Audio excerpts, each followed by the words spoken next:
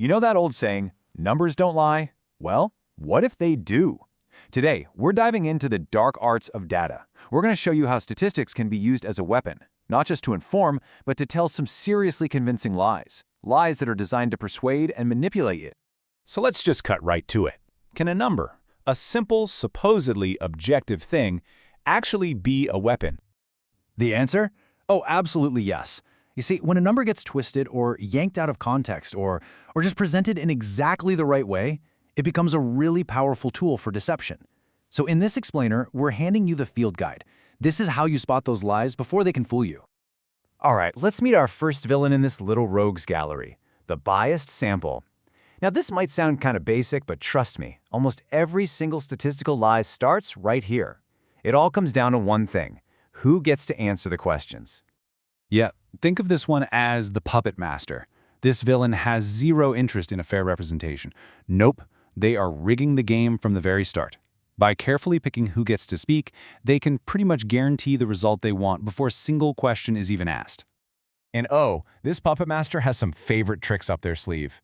You've got the classic echo chamber, right? Like imagine a survey about tax cuts that only polls, I don't know, a bunch of tech billionaires. Then there's the volunteer fallacy. That's where your data only comes from people who are super eager to respond. So what you get is a bunch of really strong opinions, not a real balanced sample. And of course, the most basic sin of all, drawing these massive conclusions from a ridiculously tiny group of people. So, what's your countermove? It's simple, really. It all boils down to one simple question. Before you buy into any statistic, you have to ask, okay, who did they actually ask? And maybe even more important, who did they leave out?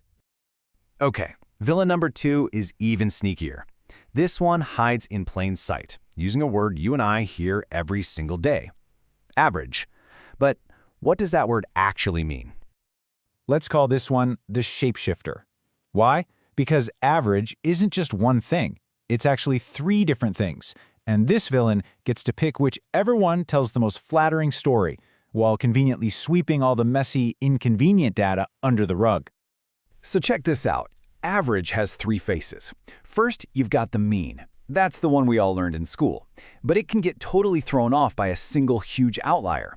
Just imagine calculating the average income in a room with, say, 9 teachers and Jeff Bezos.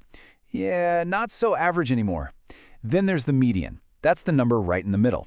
It's often more realistic, but it completely ignores the extremes. And finally, the mode, which is just the most common number. It sounds useful, but with really diverse data, it can be super misleading. Now, here's another dirty trick. You see a headline that screams something like this: a 200% increase in your risk of something awful. It's designed to shock you, right? To grab your attention, make you scared. But what is it really telling you? Well, here's the secret. While that relative change sounds absolutely terrifying, the absolute change is often tiny, like minuscule. That scary-sounding 200% increase, it could just mean your risk went from, say, 0.01% to 0.03%. I mean, yeah, it's a real increase, but it's hardly the 5-alarm fire that headline made it out to be. All right, time for a villain that might be the most dangerous of all. Why? Because it attacks us where we're most vulnerable, our own eyes. Let's talk about the deceptive graph. Let's call this one the illusionist. This villain knows that a picture is worth 1,000 words, and that a misleading picture can tell 1,000 lies. It uses all these clever visual tricks to turn tiny little changes into what look like giant, massive leaps. It's designed to fool your brain before you even get a chance to think. And here is the absolute classic. It's sometimes called the gee whiz graph. The trick is so simple. Just look at the vertical axis, the y-axis. See that? It doesn't start at 0. By literally just chopping off the bottom of the graph, the creator makes a teeny tiny difference look like a huge monumental gap. It's such a cheap trick, and believe me, it is everywhere. But wait, there's more. The illusionist has a whole bag of tricks. They love to use those flashy 3D effects that just distort everything. Or they might, forget to label the axes, which makes the whole graph totally meaningless. And definitely watch out for an inconsistent scale.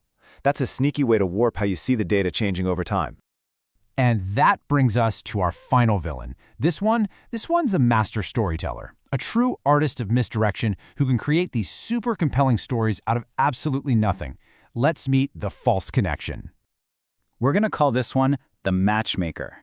What it does is it takes two things that just so happen to be occurring at the same time, and it confidently declares that one must be causing the other. This is the heart of that famous saying you've probably heard a million times: correlation does not equal causation. Here, let me give you the textbook example. It's a proven statistical fact that as ice cream sales go up, so do crime rates. Seriously, the two trends track each other almost perfectly. So, does that mean what it sounds like? Is your love of mint chocolate chips secretly fueling a citywide crime wave? No, of course not. There's a hidden culprit here, a third factor that's really pulling the strings. Hot weather. Think about it. Hot weather makes people buy more ice cream.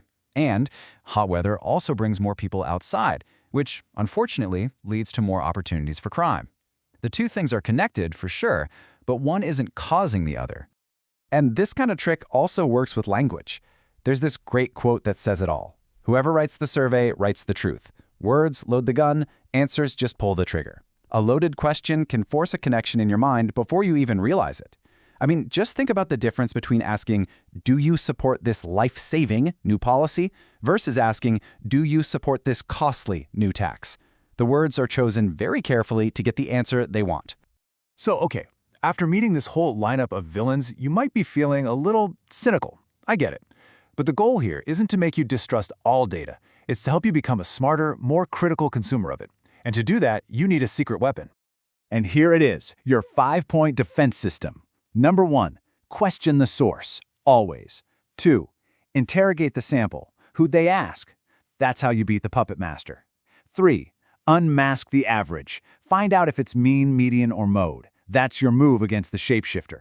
4, scrutinize the visuals. Don't let the illusionist fool your eyes. And finally, number 5, challenge the connection. Is it really causation or just a coincidence? That's how you foil the matchmaker.